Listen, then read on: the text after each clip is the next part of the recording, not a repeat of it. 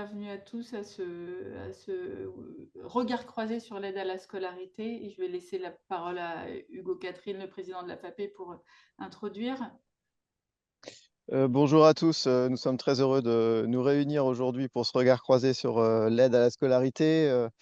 Nous souhaitons remercier, avant de rentrer dans le contenu de notre webinaire, particulièrement Samantha Casbonne, sénatrice des Français établis hors de France, Jean-Hervé Fralin, conseiller des Français de l'étranger, président de la commission de l'enseignement, des affaires culturelles, de la francophonie et de l'audiovisuel extérieur de l'Assemblée des Français de l'étranger, ainsi que Baptiste Heinz, conseiller des Français de l'étranger, élu à cette même Assemblée des Français de l'étranger.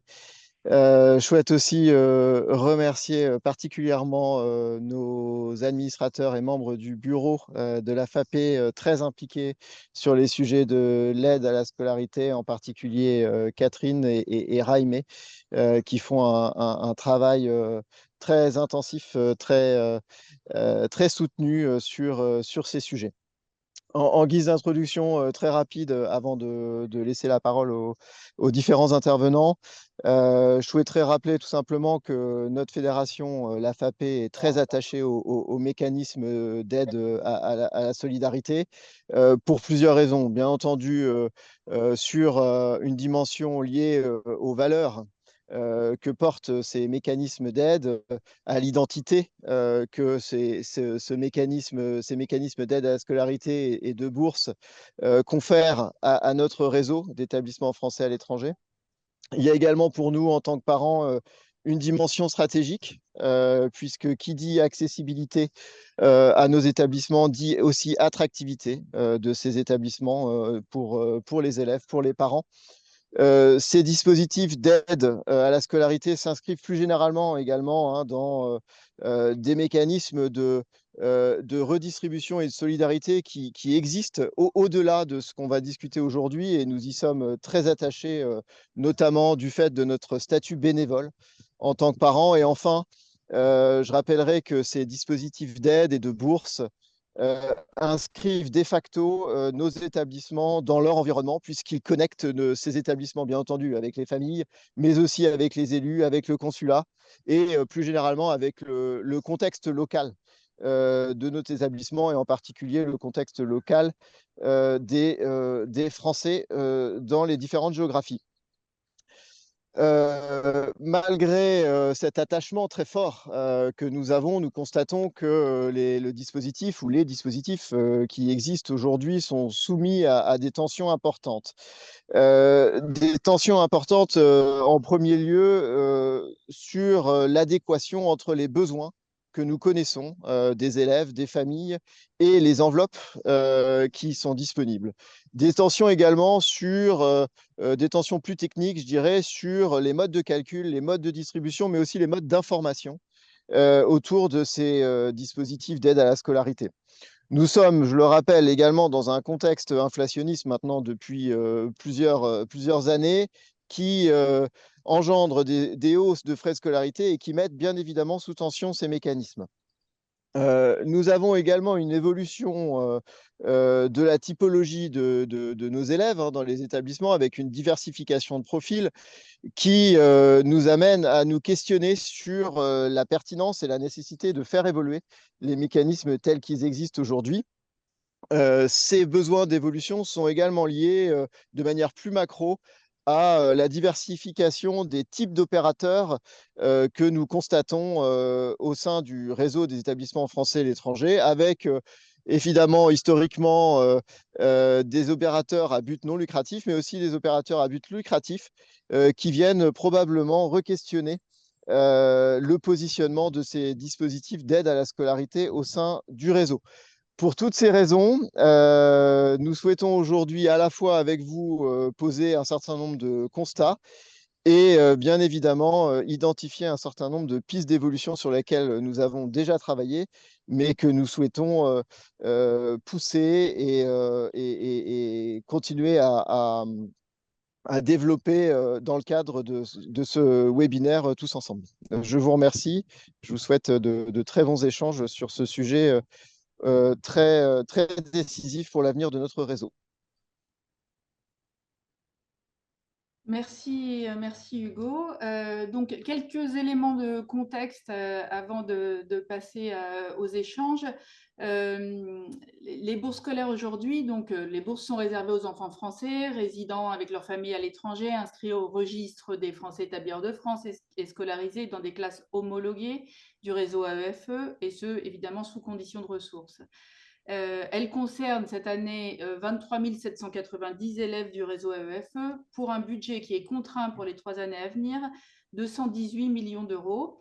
Et elles sont accordées selon certains critères, dont un barème d'attribution fixé en fonction de la situation économique et sociale de chaque pays, l'indice de parité de pouvoir d'achat, IPPA. Or, pour la campagne 23-24, l'Institut Mercer, qui calcule cet indice, a revu sa méthode de calcul par pays et actualisé son panier de référence avec une tendance à la baisse des nouveaux indices de référence, ce qui consiste à baisser les quotités attribuées. La méthode de calcul de l'IPPA est opaque, donc incompréhensible sur le terrain. Rappelons que le passage à 7% de la contribution progressive de solidarité, la CPS, sans concertation préalable, a déjà réduit les quotités attribuées aux familles qui bénéficient de quotités inférieures à 80%. À cela s'ajoute l'augmentation des frais de scolarité, entraînant un reste à charge en constante augmentation pour les familles boursières. Et dans certaines régions, les conseils consulaires des bourses se convertissent en chambres d'enregistrement avec des marges de manœuvre quasiment nulles, ne permettant plus aux membres de ces conseils consulaires de participer pleinement à la proposition finale des quotités en faveur des familles. Et par ailleurs, on constate aussi dans certains postes diplomatiques qu'ils sont sous-dimensionnés au moment de la campagne des bourses, ce qui ne permet pas, d'une part, le nombre de visites à domicile nécessaires, mais pose aussi et surtout problème dans l'instruction des dossiers. Donc, rappelons l'obligation de l'État français de tout mettre en œuvre pour que ses citoyens bénéficient de leurs droits, le principe de continuité de service public, qui sous-entend que l'État garantisse les droits de ses citoyens, et notamment les droits sociaux et économiques par la mise en place des moyens budgétaires et humains adéquats. Donc, à présent, à vous, experts, nous posons la problématique suivante. Dans ces conditions, comment garantir une équité d'accessibilité et de traitement des dossiers de bourse des familles dans le monde? Qui veut prendre la parole sur cette question? Alors surtout, n'hésitez pas. Alors je serai un peu le maître du temps, c'est-à-dire que comme nous sommes réduits à 1 h 30, voilà, mais chacun peut s'exprimer. Donc, Monsieur Fralin, est-ce que vous souhaitez prendre la parole? Bah, écoutez, si vous m'y invitez, je répondrai à votre invitation. Alors, je m'exprime ici en tant que président de la commission de l'enseignement, chargé de l'enseignement et donc des bourses scolaires à l'Assemblée des Français de l'étranger.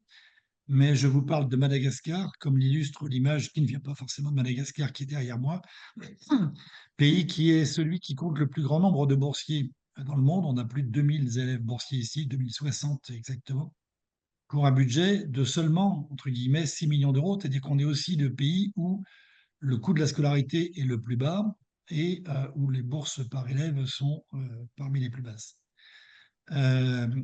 À la commission d'enseignement, nous avons souhaité, au début de la nouvelle mandature, réaliser une étude approfondie sur le dispositif des bourses et nous avions préparé une commande d'une étude statistique qui devait être réalisée par un prestataire et cette étude n'a pas pu avoir lieu, l'administration ayant objecté qu'elle ne pouvait pas sécuriser la confidentialité des données si elles étaient extraites et mises à la disposition d'un prestataire. Et ensuite, nous ayons expliqué que le système informatique utilisé par l'AEFE pour gérer les bourses scolaires, ceux qui ont participé à des CCB ou qui ont été consultés des dossiers le connaissent, il s'appelle Scola, et en fait un système dépassé, obsolète, qui date de 1993 et qui est en cours de remplacement. Conséquence, l'étude que nous avions souhaité faire et pour laquelle nous avions beaucoup travaillé dans la précision des termes de référence n'a pas eu lieu et nous en avons été fort maris et nous avons tenté de compenser par des auditions auxquelles on n'a pas toujours eu les réponses aux questions que nous avons posées. pour parler des deux sujets sensibles qui ont été évoqués en introduction par Mélissa, celui de l'indice des parités de pouvoir d'achat qui ont effectivement sensiblement diminué dans beaucoup de pays pour cette campagne. Bon, je rappelle que c'est la campagne 2024-2025 qui est actuellement sous étude. Eh bien, nous avons été surpris de l'ampleur de cette baisse dans plusieurs pays. C'est pas notre commission qui a auditionné l'administration sur la composition de cet indice, c'est la commission du budget, présidée par mon collègue Renaud Lebert, qui appartient au même groupe que Baptiste Heinz. Et je crois que les réponses qu'ils ont obtenues n'ont pas été non plus très satisfaisantes, c'est-à-dire que on ne peut pas dire qu'on a un accès transparent aux données qui permettent de calculer l'indice de parité de pouvoir d'achat.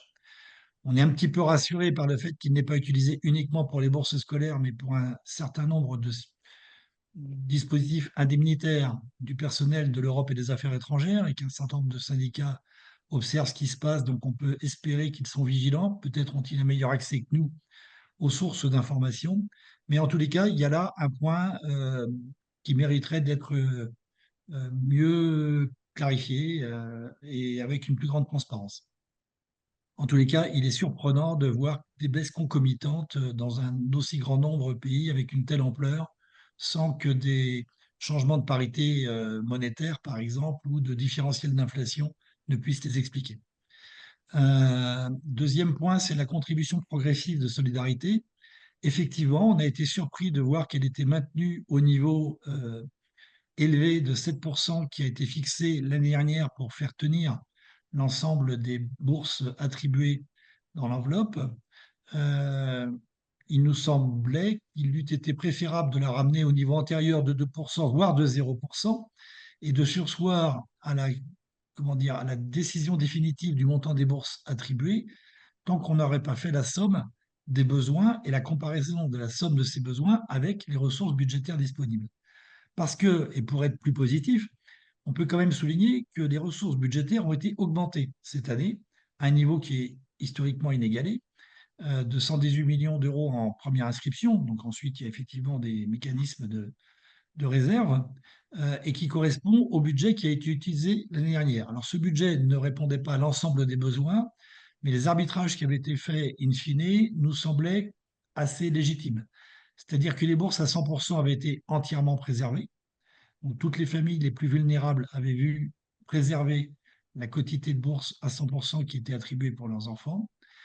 Et les familles à moins de 80% s'étaient vues amputer leur quotité effectivement de 5% supplémentaires, s'ajoutant aux deux antérieures pour un total de 7. Entre ces deux valeurs, c'était progressif avec une équation linéaire. Donc quelqu'un qui était à mi-chemin à 90 se voyait amputé de 3,5 supplémentaires. Donc ça nous semblait acceptable en circonstances exceptionnelles de forte inflation sur les frais de scolarité. C'est quand même discutable que ce soit un mécanisme durable, pérenne, et il se pose la question effectivement de l'ajustement des ressources budgétaires par rapport aux besoins recensés par les postes. Et un dernier point que je voudrais souligner, et laisser la parole ensuite aux autres panélistes, c'est qu'on a été également surpris du caractère beaucoup plus autoritaire de l'injonction à tenir dans l'enveloppe dite limitative dès le premier CCB, alors que les années antérieures, on avait plutôt une enveloppe de référence en premier CCB et les ajustements finaux se faisaient en CCB2. Sur ce point, les écarts entre les besoins recensés et les enveloppes allouées aux postes étaient parfois faibles et les postes ont cru, ou les conseils consulaires et leurs présidents élus ont parfois cru bon de se soumettre à l'injonction en ajustant les montants des bourses attribuées pour tenir dans l'enveloppe qui leur était fixée.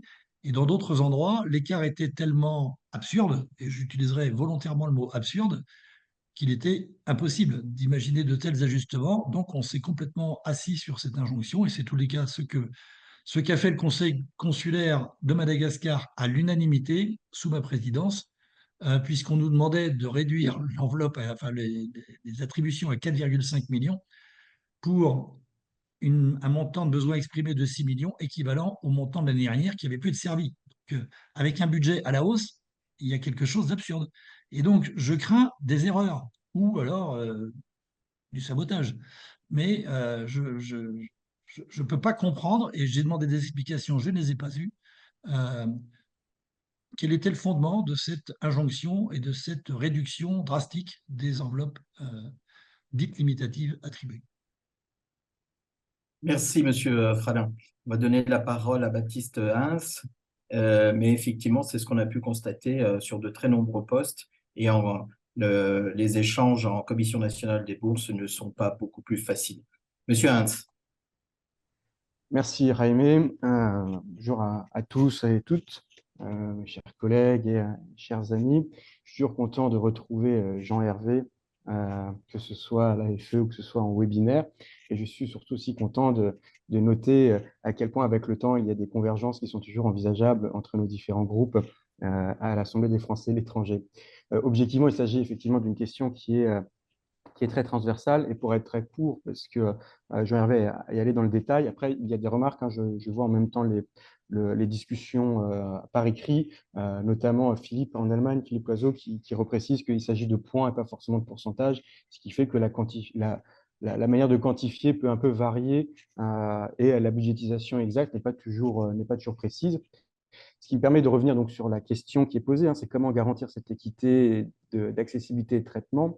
Ce qui apparaît aujourd'hui, un des premiers points, ce n'est pas une garantie, mais c'est un des premiers points qui est pourtant nécessaire, c'est qu'on a un manque de compréhension, de lisibilité, et je dirais presque de transparence sur la totalité du processus. On a un certain nombre d'éléments, d'indices, l'indice Mercer qui rentre en jeu. On a effectivement ces jeux de calcul entre les pourcentages et les points de la CPS qui fait que quand on rentre en tant qu'élu, en tant que représentant des parents d'élèves en commission consulaire des bourses, on est face finalement à un champ d'information qui est très restreint, qui ne nous permet pas d'agir tout à fait en conséquence et d'agir en fonction de ce qu'on pense qui doit être cette question des bourses. Et si on ajoute à ça, Jean-Hervé, tu le disais aussi, certaines injonctions qui nous sont parfois présentées comme des instructions, comme des ordres, mais qui ne sont pas censés s'appliquer aux élus, aux représentants. On n'est pas soumis hiérarchiquement à ce qui se passe et ce qui se dit peut-être au sein des postes. Eh bien, finalement, on a eu des conseils consulaires qui se sont beaucoup autocensurés et qui ont accompagné finalement une distorsion dans la distribution de ces bourses. Alors, c'est vraiment le premier point. Je pense qu'il y a une vraie problématique de transparence.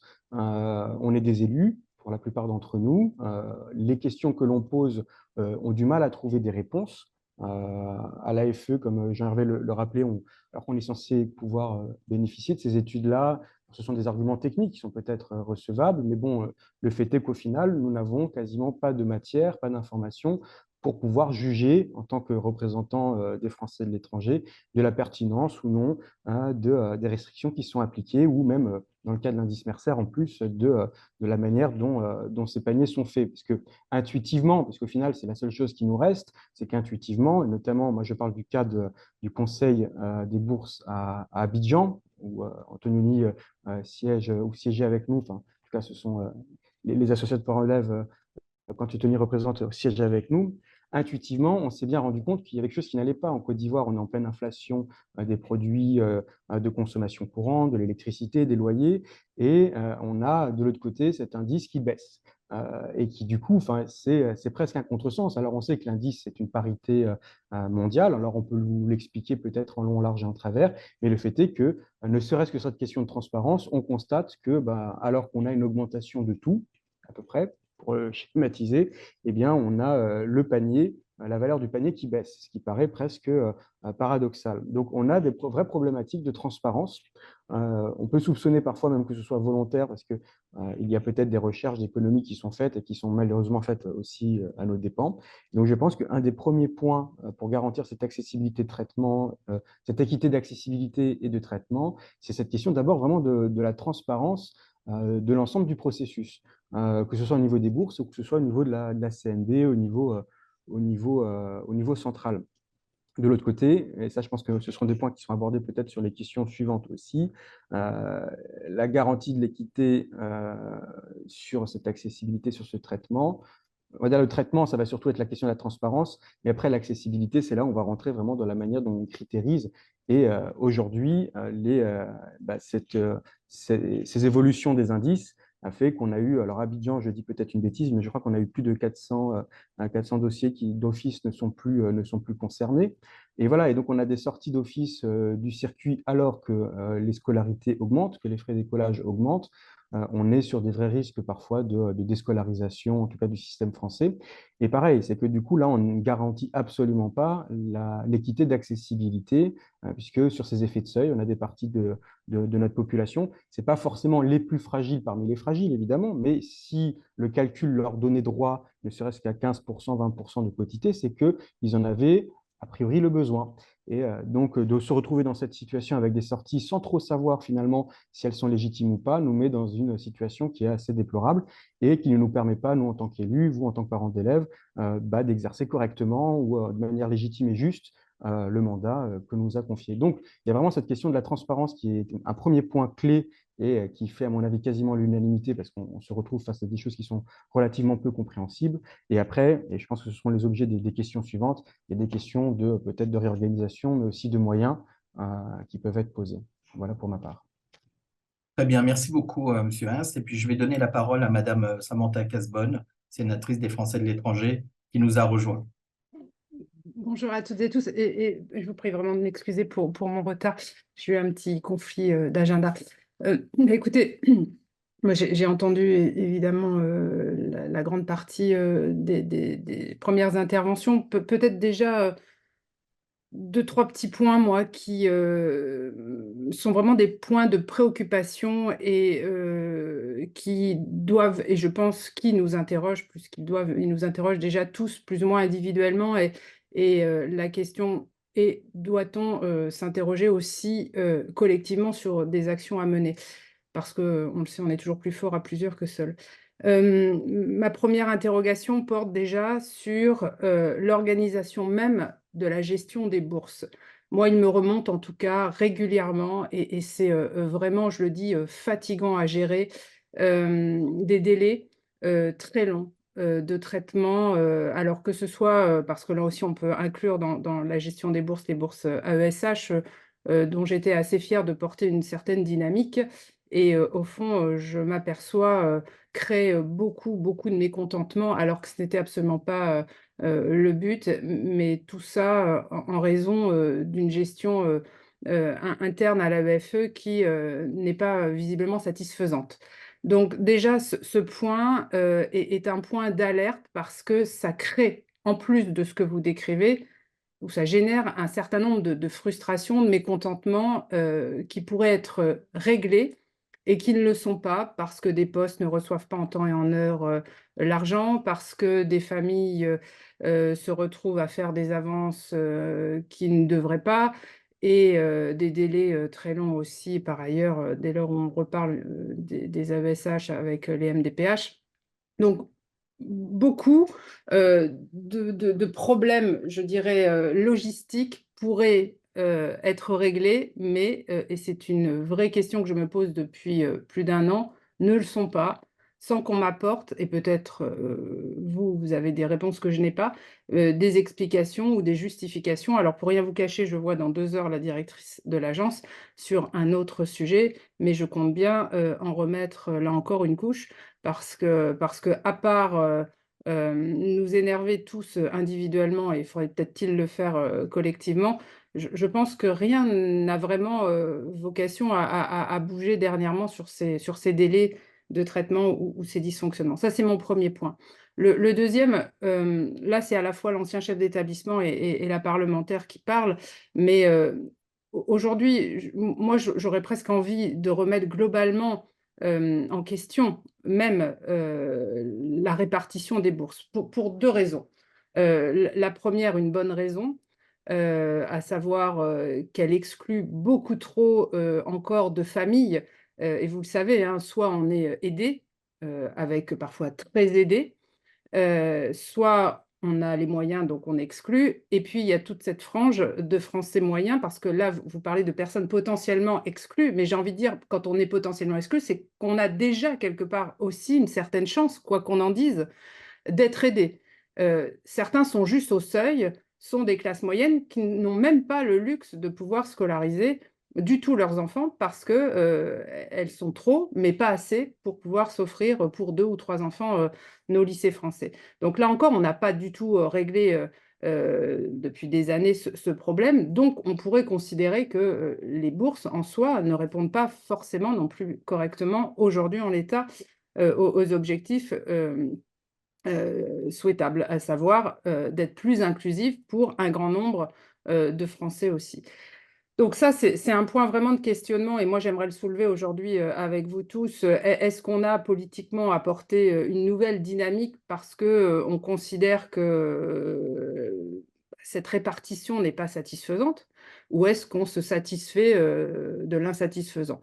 Ça, c'est une question. Moi, on m'a fait comprendre depuis quelques années qu'il fallait se satisfaire de l'insatisfaisant. Bon, après, on est là aussi pour faire de la politique, donc pour porter des sujets. Donc moi, je les pose quand même sur la table avec vous. Parce que c'est vrai que seul, c'est plus compliqué, hein, je le redis. Troisième point, et là, j'en reviens aussi au contrôle parlementaire et des élus que nous sommes. On ne va pas non plus complètement nier certaines réalités en matière de fraude. Et parce que, vous le savez, si vous me faites le plaisir de suivre un peu mes déplacements, je sillonne beaucoup le monde et je peux vous dire que il y a aussi beaucoup d'endroits où des contrôles ne sont pas faits et de l'argent public part vers des familles qui sont certainement pas les plus, je dirais, dans le besoin et qui mériteraient parfois des soutiens parce qu'on le sait tous, il y a des possibilités d'échapper à la règle drastique qu'imposent les bourses. Et je ne vais pas, moi, en tout cas, donner des exemples, je pense que vous les connaissez facilement. Et qu'en cela, je rencontre beaucoup de postes et systématiquement, je vais dans le consulat, systématiquement, lorsque je vais dans un lycée, je vais aussi au service d'aide sociale pour m'assurer de la manière dont sont traités justement et à la fois les conseils et à la fois, je dirais, les contrôles. Et je m'aperçois que, alors, c'est pas systématique, c'est pas généralisé mon propos, mais ça existe et assez quand même souvent, l'absence totale de contrôle. Et quand je pointe les différentes possibilités de frauder, on me dit: ah ben oui, mais là, vous avez raison, madame la sénatrice, on n'est pas en capacité de le contrôler. Donc, moi, je n'ai aucun problème à continuer à voter des budgets à la hausse. Ça, là-dessus, vous me trouverez toujours à vos côtés. Mais attention quand même aux injustices que crée ce fonctionnement, parce qu'on peut voter, il n'y a pas de problème, on pourrait même voter, je pense qu'on doublerait l'enveloppe, qu'on créerait encore de l'injustice. Donc, est-ce qu'on n'a pas un vrai sujet, encore là, à pointer, c'est a-t-on aussi les moyens de réellement accorder des bourses à ceux qui le mériteraient? Non, moi j'ai envie de dire. Et ne devrions-nous pas être plus vigilants à certaines situations qui sont, là encore, des cas peut-être qui ne sont pas les plus dans le besoin et qui, forcément, comme c'est une logique d'enveloppe, excluent justement ceux qui sont davantage dans le besoin. Donc voilà, moi c'est plutôt 3 points que je voulais aujourd'hui particulièrement poser sur la table avec vous.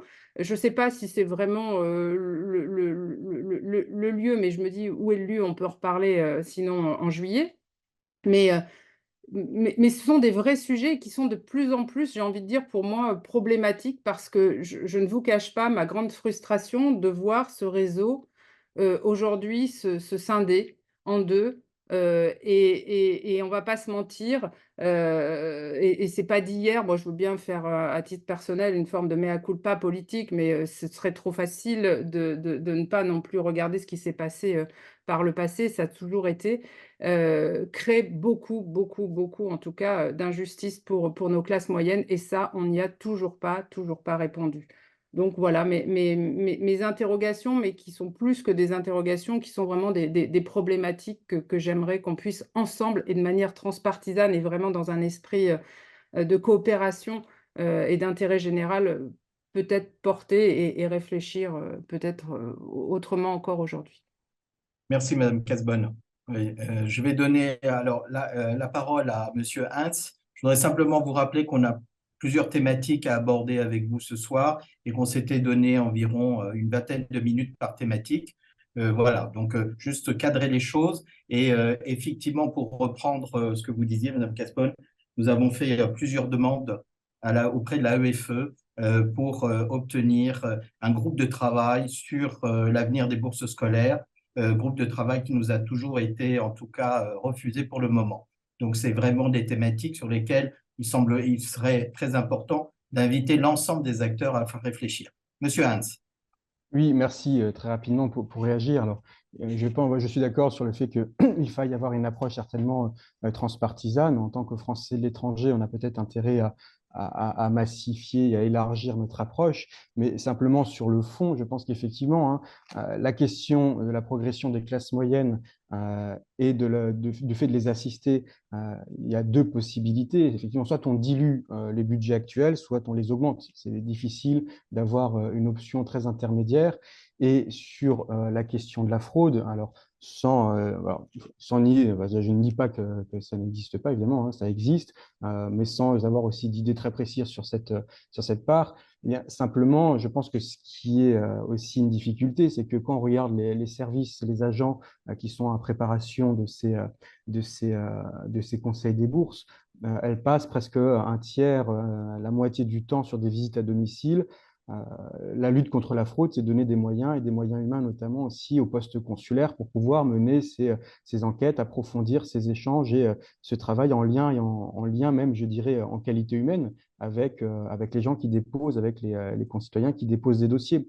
Puisque d'un point de vue légal, on va rapidement être limité puisqu'on n'est pas dans notre espace, dans nos espaces de juridiction, donc on ne va pas solliciter les services administratifs, fiscaux ou de police des pays sur place, évidemment. Par contre, le fait d'avoir des agents consulaires qui peuvent prendre beaucoup plus de temps par dossier et avoir une connaissance plus fine des familles est peut-être aussi une des pistes pour, d'un autre côté, non seulement réduire probablement la fraude, mais même augmenter la qualité de service public dans les relations qu'entretiendraient tous les parents d'élèves, les élèves avec les postes consulaires.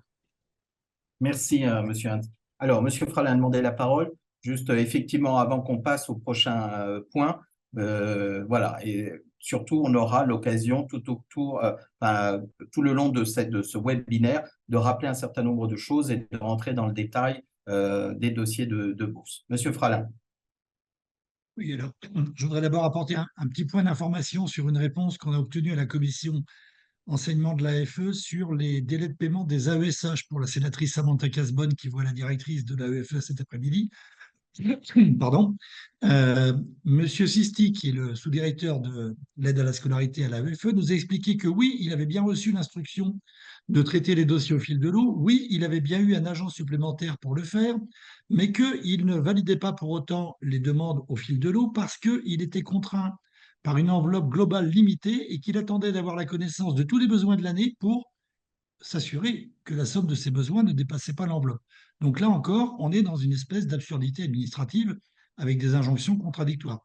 Voilà pour éclairer la question que tu pourras poser à la directrice de l'AEFE cet après-midi, Samantha. Voilà. Pour une remise à plat, les AESH, c'est les bourses pour la prise en charge des salaires. Pardon. C'est parce qu'il y a un point spécifique sur les AESH et donc on va pouvoir justement développer et ce point va être soulevé puisque nous sommes nous-mêmes sollicités par par des établissements, par des directions d'établissements qui sont pris à la gorge. Mais on pourra développer ensuite sur les AESH. Voilà. Et sinon, pour le premier point global, nous sommes aussi assez favorables dans notre commission à l'AFE à une réflexion globale sur le système des bourses, dont nous voyons d'ailleurs que le plafonnement de la quotité maximale au montant qui avait été augmenté pendant la précédente mandature de 21 000 à 23 000, contraint par cette augmentation de la CPS, ne permet pas d'élargir l'accès aux classes moyennes, intermédiaires, disons, et qu'il y a une grosse concentration aussi sur des pays où les frais de scolarité sont très élevés. Je voudrais juste signaler que ce matin, j'ai eu un échange avec un collègue de San Francisco qui dort maintenant, puisque c'est la nuit à San Francisco, il regrettait l'horaire du webinaire, mais on ne peut pas satisfaire tout le monde, qui notait que dans sa circonscription consulaire, on n'a que 150 élèves boursiers, 120 familles, pour une moyenne de bourse par élève de 14 500 $, je crois, ou 14 500 € même. Donc, vous voyez, c'est très différent du montant moyen des bourses que nous avons à Madagascar, qui est inférieur à 3 000 € par élève. Et ça souligne aussi la grande diversité des frais de scolarité, avec des paradoxes dans certains pays, notamment par exemple à Madagascar, où l'établissement en gestion publique est le plus cher du pays, et qu'un grand nombre d'écoles à côté, conventionnées ou partenaires, pour certaines conventionnées avec des qualités d'enseignement comparables à l'EGD, parviennent à avoir des frais de scolarité moins élevés. Donc la question est, pourquoi, que posent certaines familles, certains contribuables, pourquoi aligner les bourses sur le plus cher, alors que dans d'autres pays, c'est sur le moins cher? Quand on est dans des pays où l'EGD est moins cher que les établissements conventionnés, c'est sur le moins cher, qui est le GD, qu'on plafonne le système des bourses. C'est une question au passage. On va pouvoir revenir sur cette question et sur d'autres dans le cadre du deuxième point qui va être maintenant évoqué par Madame Hélène Menard, qui est administratrice de la FAPE et à qui je donne la parole. Bonjour à tous. Merci Ramé. Je vais revenir finalement sur un constat que vous avez déjà évoqué, hein, mais les CCB et la CNB n'ont pas ou non plus, parce qu'il me semble, certains d'entre vous qui ont plus d'expérience et d'historique sur le sujet pourront peut-être abonder, mais il me semble que la réforme de 2012 des bourses visait justement à faire en sorte que les CCB puissent être particulièrement fines et granulaires sur la manière d'attribuer les bourses et appliquer avec pragmatisme, je dirais, les critères. Or, et ce, afin d'établir un reste à charge qui soit équitable pour l'ensemble des familles du territoire et qui soit, entre guillemets, digeste, c'est-à-dire supportable pour les familles, afin qu'elles ne soient pas poussées à une déscolarisation brutale. On constate que les CCB et la CNB sont de plus en plus en fait paralysées ou impuissantes à exercer cette capacité, cette sagacité en réalité. On constate des inégalités. Il y a certains postes qui sont très by the book, voire vont au-delà des critères tels on pourrait les lire. À l'inverse, il y a des CCB qui sont beaucoup plus humaines dans leur approche. On a eu en 2023-2024 3491 rejets, soit plus de 14% par rapport à l'année précédente.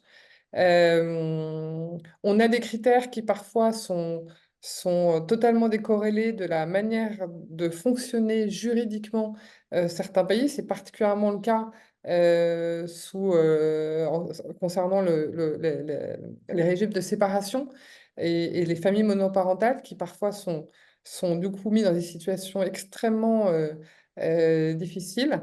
On a des difficultés sur certaines appréciations de critères immobiliers. Je vais juste noter, par exemple, la nue propriété qui, dans pas mal de droits inspirés du droit civil français, fait que le bien reçu en héritage, par exemple, ne peut pas être cédé, ne peut pas être vendu, mais ne peut pas non plus être exploité ou loué.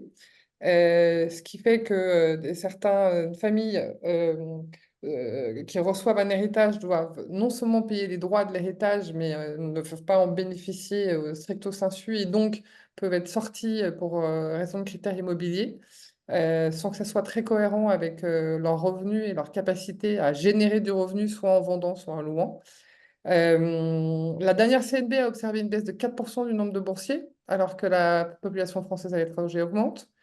On a 1324 enfants boursiers qui ne se sont pas réinscrits cette année.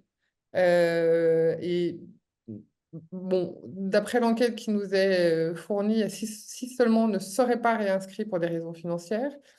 Euh, Comment, je rejoins les questions qui ont été posées, mais comment collectivement on peut,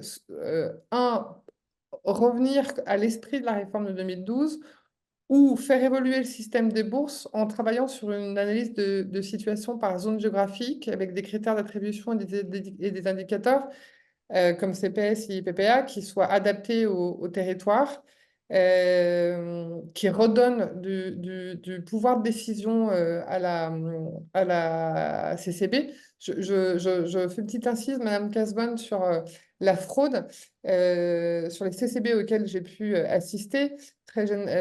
Si une VAD n'a pas été faite, les chefs d'établissement sont généralement des très bons indicateurs, et je pense que vous l'avez été vous-même, hein, sur la cohérence entre un dossier déposé et puis la manière dont vivent les familles. Encore dernièrement, on a eu un exemple, une VID a été déclenchée à la demande d'un chef d'établissement parce qu'il y avait manifestement une incohérence. Et ça fait partie pour moi du pouvoir de la CCB. Ça doit se faire des deux côtés d'ailleurs, hein. Ça doit se faire aussi en termes de lutte contre les fraudes et de bonne allocation des deniers publics, mais aussi en justesse par rapport à la difficulté d'une famille. Quelle réflexion, quelle réforme du financement des aides à la scolarisation on peut imaginer en essayant d'avoir au moins cette granularité par territoire? Merci Hélène. Voilà, alors je ne sais pas si peut-être donner la parole à Madame Casbonne, puisque Hélène l'a cité, et messieurs Fralin et messieurs Hintz. Voilà. Alors, moi, c'est pas que je ne veuille pas répondre, enfin, c'est assez complexe comment dire, à imaginer, j'ai envie de dire, et je pense pas que là, j'en ai à cet instant le temps, et c'est bien pour ça que pour moi, ça relève plutôt d'une réflexion collective et à la fois qui amène à partager différents points de vue, parce que la complexité quand même du dispositif, enfin, c'est ce qui le rend très injuste, et je me permets là encore de le redire parce que je fais beaucoup de déplacements à travers le monde. Ma préoccupation, alors si on doit revenir sur l'aspect un peu plus fraude, il n'est pas sur les gros postes qui ont des moyens. Cela, effectivement, bon, je pense que le travail est régulièrement bien fait. Mais ça relève d'autres géographies qui sont totalement, je dirais, laissées un peu comme des zones non prioritaires, et du coup, qui sont quand même des lieux où, lorsqu'on additionne les montants, ça fait beaucoup au final. Mais maintenant, une fois que je vous ai dit cela, bah, je crois que dans beaucoup, en tout cas d'endroits, euh, non seulement c'est compliqué, mais ceux qui sont vraiment aidés sincèrement, à mon avis, ceux-là pâtissent aussi souvent, je dirais, parfois d'un excès aussi inverse de contrôle, qui font que certains, et c'est là aussi qu'il faut équilibrer quand on parle de cela, de contrôle. Il ne faut pas non plus que le contrôle tue le contrôle et décourage, parce que et c'est pour ça que quand je dis c'est complexe, c'est que beaucoup aussi s'excluent par eux-mêmes, et aussi parfois des familles de classe moyenne, hein, il faut le reconnaître, parce que elles sont déjà assommées par la somme de demandes qu'on leur fait. Et donc, je pense que la simplification doit être beaucoup plus globale, euh, et, et avec une complémentarité évidemment de contrôle. Mais là, comme ça, pardon, hein, mais Hélène, je n'ai pas de réponse toute faite, parce que en plus, je ne crois pas être aujourd'hui la mieux placée. Je pense que des personnes comme Jean-Hervé, enfin des élus beaucoup plus de terrain, même si j'y suis, mais moi, je ne collecte que des témoignages. Je n'ai plus les mains, entre guillemets, dans le cambouis du quotidien de la gestion d'un conseil de bourse. Et vous, en tant que parent, vous y êtes beaucoup plus proche que moi. Mais c'est pour ça que vos témoignages complémentaires devraient nous amener à entamer une véritable réflexion. Et je pense que la FAPE doit vraiment être porteuse de ce genre de groupe de travail, quitte à ce qu'ensuite, de manière transpartisane, l'association de tous les élus amène à vraiment mettre ce point-là sur la table. Mais avec toute la difficulté qu'a dénoncé tout à l'heure aussi Jean-Hervé, d'avoir des réponses à nos questions. Parce que la plupart du temps, on nie les problèmes en ne nous répondant pas. Donc, c'est bien là notre difficulté de pouvoir faire changer les choses quand on n'arrive déjà pas à pouvoir attester formellement que ce que nous disons est réel. Nous ne sommes que sur des témoignages. Bon, bref, je ne vous ai pas répondu, pardon, mais simplement pour dire que je pense que la nécessité absolue de montrer aujourd'hui un vrai groupe de travail, alors que ce soit par le biais de l'AFE ou de la FAPE, me semble vraiment important. Urgent, je ne sais pas, mais important en tout cas, certainement.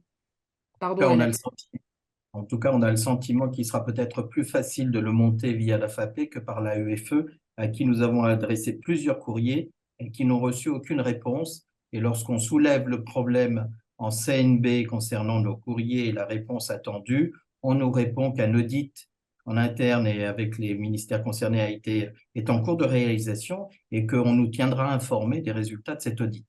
C'est une réponse qui, évidemment, ne nous convient pas, puisqu'elle ne prend pas en compte, en tout cas, nos réflexions et nos remontées de terrain, puisqu'il est vrai que pour les familles moyennes, ou même pour l'ensemble des familles, il est toujours très difficile de monter un dossier de bourse, parce qu'il y a une véritable mise à nu de sa vie, de ses revenus, mais au-delà de ses revenus, de sa façon de vivre. Et donc, ce n'est jamais très simple. Et effectivement, il y a des gens qui peuvent s'exclure de ce système alors qu'elles auraient le droit à une quotité de bourse, même si elle est faible. Mais effectivement, c'est un droit qui n'est pas du coup donné ou octroyé à des enfants qui en auraient sans doute besoin. Monsieur Hans ou Monsieur Fralin? Oui, alors je veux bien intervenir pour Je laisse aller dans votre mes sens aînés. au niveau de la FAPE, merci. Parce que une des réponses qui nous est fournie pendant les auditions à l'AEFE par la direction de l'aide à la scolarité, la sous-direction de l'aide à la scolarité, c'est de dire que les questions que nous posons ont déjà été examinées et ont trouvé des réponses dans le groupe de travail qui a été mis en place il y a 2 ans, je crois, et duquel la FAPE fait partie, au sein ou en marge de la Commission nationale des bourses. Nous avons été informés de quelques ajustements sur le barème ou sur quelques points des instructions qui ont été modifiées. Par exemple, l'abattement sur la prise en compte du plan d'épargne retraite par capitalisation américain qu'on appelle le 401K, je crois. Bon, ok, mais ça concerne quelques centaines de familles probablement. Ça résout pas du tout l'équation globale de l'accès des familles à revenus intermédiaires à une aide à la scolarité quand elles en ont besoin. Donc oui, je serais tout à fait favorable à la mise en place hors cadre institutionnel de l'agence, s'il le faut, et de la Commission nationale des bourses, d'un groupe de travail qui associe des parents d'élèves et des élus, et qui soit une force de proposition. Nous avions espéré pouvoir mener ce travail au sein de la commission sur la base de l'étude qui avait été commandée et validée, mais qui a été bloquée pour les raisons que j'ai exposées au début. Et donc, je crois qu'il faut pouvoir le reprendre en lui donnant une légitimité plus large, y compris avec les associations de parents d'élèves qui sont les premières concernées. Monsieur Fralin, avant de donner la parole à Monsieur Baptiste, pardon, à Monsieur Hans, nous ne sommes pas mieux informés que vous. Je pense que vous l'êtes mieux que nous. Lorsque l'on souhaite avoir les instructions de bourse, nous ne les recevrons pas de l'AEFE, mais souvent nous allons les chercher sur le site de l'AEFE. Donc c'est pour vous dire combien les membres de la CNB ont peu de relations en la matière avec l'institution avec laquelle nous sommes censés travailler. Monsieur Hans. Oui, merci. Pour rester un peu dans le cadre des questions qui ont été aussi posées. Alors d'abord, juste un pas de côté sur la question institutionnelle, et ça répond un peu en creux par contraste à certains des points, c'est que sur notamment la question de la prise en compte, et indirectement, Jean-Hervé le disait à l'instant, et je pense qu'il y a peut-être aussi une réponse institutionnelle, un début de réponse institutionnelle qui est celle de recentrer aussi toutes ces questions-là notamment autour, alors on prêche pour sa paroisse, mais pour l'AFE, et d'avoir finalement des commissions, et je ne pense pas que le président de commission enseignement dira le contraire, d'avoir des commissions qui ont des vraies capacités d'enquête et des vraies capacités de proposition qui soient prises en compte auprès des administrations qui dépendent d'abord de leur ministère avant de finalement écouter, même très poliment, les élus locaux que nous sommes.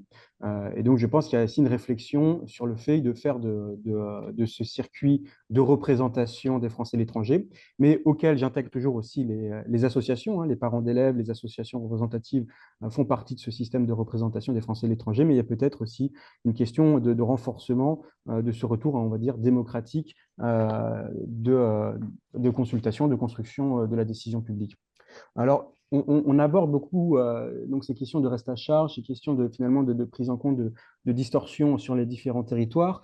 Il y a un point pour l'instant qu'on n'a pas abordé, c'est finalement, c'est de le prendre dans l'autre sens. Parce qu'effectivement, hein, les disparités de territoire, les situations, je ne reviens pas sur la fraude, hein, sans vouloir dire que c'est anecdotique, je pense qu'on on en a bien parlé. Je pense qu'il y a une question qui est une problématique de la prévisibilité. Il y a deux choses. C'est que, les parents, quand ils se lancent, notamment en classe moyenne ou moindre, parfois ont peur de ces augmentations de frais de scolarité au cours de la scolarité, pas au cours de l'année, mais au cours de la scolarité. Ce manque de prévisibilité, ce manque de capacité à se projeter dans l'avenir est aussi une problématique. C'est-à-dire que finalement, ce que ça interroge, ce n'est pas que le système des bourses lui-même, ça interroge de l'autre côté aussi le système de l'enseignement français à l'étranger, avec des frais de scolarité qui parfois aussi frisent l'excessif, pour le dire très clairement, frisent l'excessif.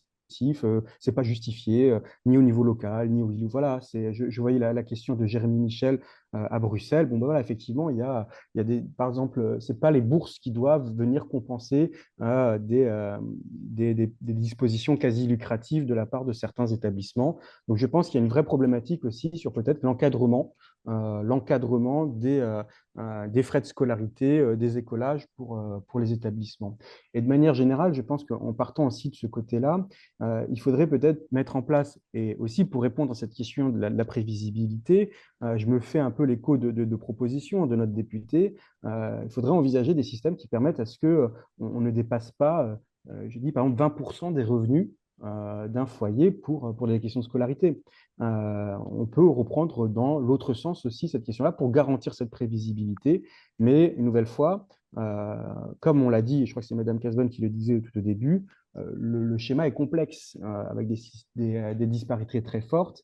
Et je suis content qu'elle dise qu'elle votera toujours les augmentations de budget avec nous parce que je pense que c'est inéluctable, mais il faut aussi se dire qu'augmenter les budgets, et ça c'est une adresse plus politique, c'est augmenter les moyens et les ressources de l'État. Donc cette approche-là, elle nécessite, je pense, une discussion dans un cadre qui permette et aux associations, aux élus locaux de se saisir de la question, premièrement, mais je pense qu'il faut aussi inverser le regard et regarder aussi du côté du système, du côté de l'enseignement français, à la manière dont sont établis, sont construits ces frais d'écolage et de se fixer des limites qui permettent la prévisibilité pour les familles, notamment cette idée de ne pas dépasser les 20% des revenus, des ressources pour une scolarité, pour une famille. Merci, monsieur Hans. Madame Casbonne. Oui, non, juste une réaction parce que je suis tout à fait d'accord avec le fait qu'il faille ne pas cautionner et même contrôler ce qui pourrait être caractérisé d'excessif dans les frais de scolarité. Mais j'ai quand même une question.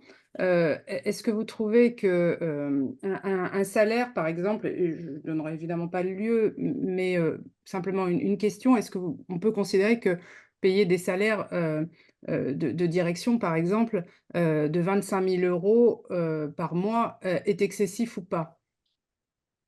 Je pense que globalement, on peut considérer que pour des fonctions de direction, même de proviseur émérite, hein, c'est quand même excessif, surtout quand c'est répercuté dans les frais de scolarité. Je pense qu'on sera globalement tous d'accord pour le dire. Moi, je peux vous dire que ces 25 000 euros par mois, c'est pas dans les établissements privés que je l'ai vu le plus fréquemment. Alors, ça existe aussi.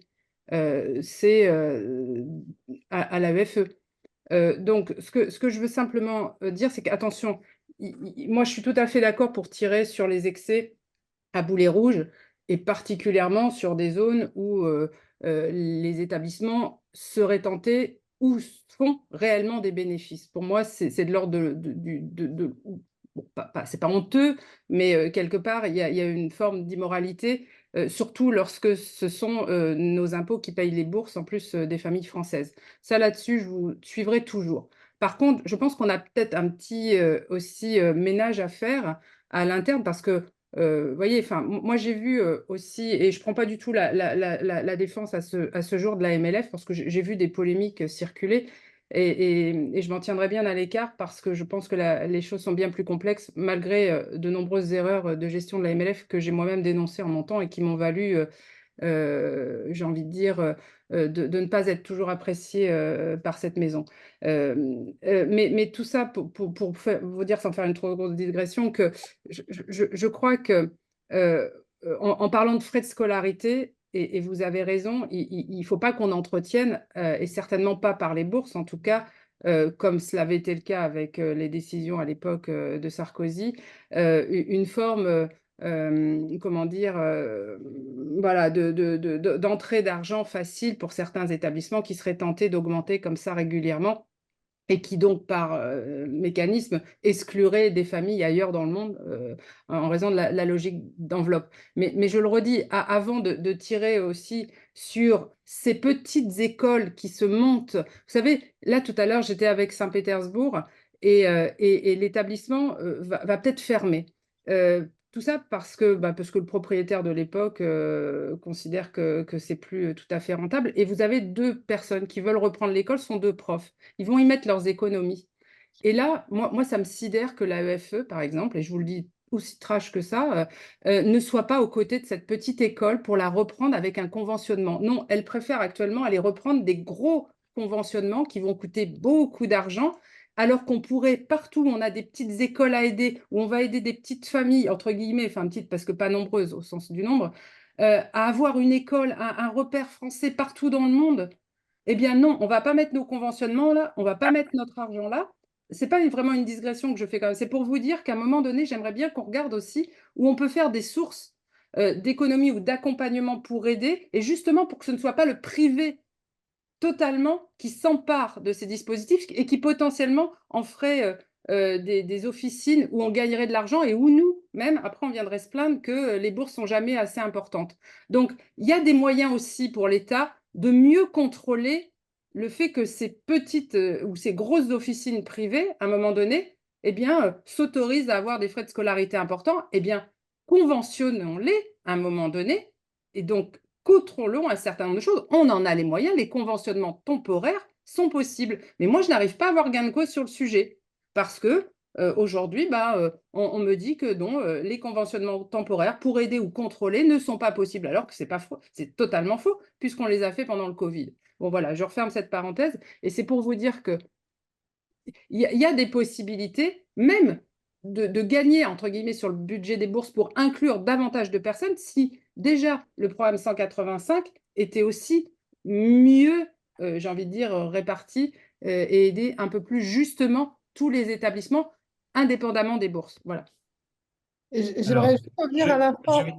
Pardon, j'aimerais juste revenir un instant sur la prévisibilité des frais scolarité et aussi des critères de bourse. Parce que justement, si on en revient au calcul de l'IPPA, en l'occurrence, comme manifestement nombreux sont les territoires qui se sont vus appliquer un IPPA à la baisse, alors que manifestement le coût de la vie est à l'inverse, et que donc des familles se retrouvent avec soit un revenu égal, soit sortent du 100% et se voient de surcroît à poser la contribution progressive de solidarité. euh, cette prévisibilité, elle est aussi très importante parce que le dossier de bourse, il est extrêmement lourd, il est extrêmement coûteux pour les familles. Il y a des familles qui ont beaucoup de mal à le faire et les associations de parents d'élèves, généralement, s'investissent beaucoup sur l'accompagnement de ces dossiers. Mais quand on fait tout ça et qu'à la fin de l'histoire, on s'aperçoit que on est moins pris en charge que l'année précédente, alors que tout augmente, les frais de scolarité, l'énergie, le coût de la vie, l'immobilier, etc. Ça, c'est une vraie question de prévisibilité. Donc, je rebondissais sur ce sujet de prévisibilité et de transparence qui a été évoqué tout au début, mais qui me paraît au cœur de la question probablement du groupe de travail que nous devons faire tous ensemble. Merci Hélène. Je vais juste, alors sur ce point-là, Monsieur Fralin, vous terminerez, puisqu'on va passer après aux AESH et on a encore un 4e point qu'on voudrait évoquer et il nous reste un peu moins d'une demi-heure. Monsieur Fralin.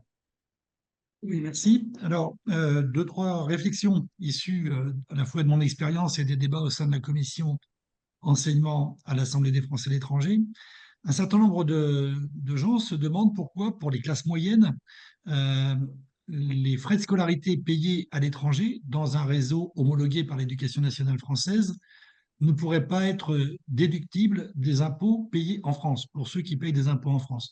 Peut-être pour une partie, peut-être plafonnés à hauteur maximum du coût pour le contribuable français des frais de scolarisation sur le territoire français, dont on connaît par les rapports budgétaires les coûts qui sont à la louche entre 7 000 et 10 000 euros par élève et par an selon les niveaux.